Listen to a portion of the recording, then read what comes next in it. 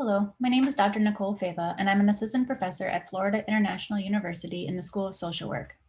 I'll be sharing preliminary findings from our RCMI pilot project, or SWAY project, where we have been meeting with marginalized teens, that is 13 to 17-year-olds, who identify as either Black or Latinx and have a history of childhood adversity or trauma, and talking with them about their sexual health and well-being.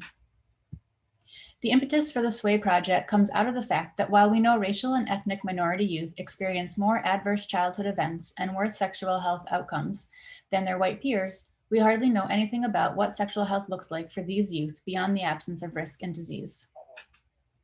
It's hard to support something if you don't even know what it is.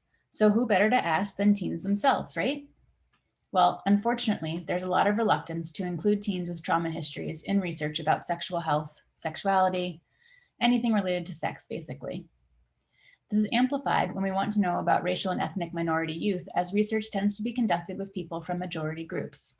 But what if racial and ethnic minority teens with trauma histories don't mind participating in sex-related research?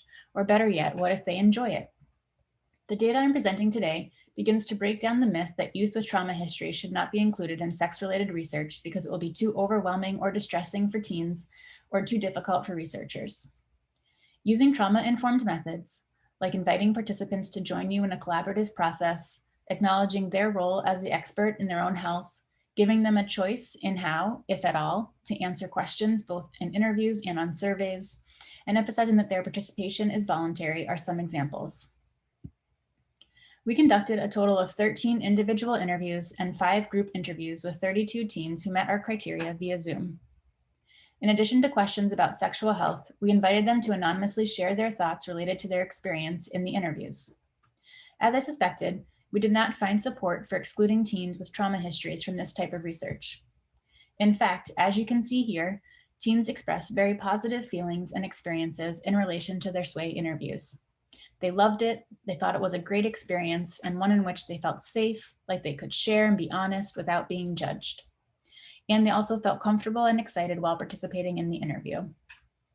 Furthermore, 94% of teens said they'd like to participate in another interview like this one, and they would recommend the experience to their friends. While these results cannot be taken as a final say on the topic, they are a step towards debunking the myth that youth with trauma history should be excluded from conversations and research about sex-related topics. Continued work in breaking down these assumptions is needed if we are to better support and truly understand our most vulnerable youth and help them achieve sexual health and well-being. Thank you.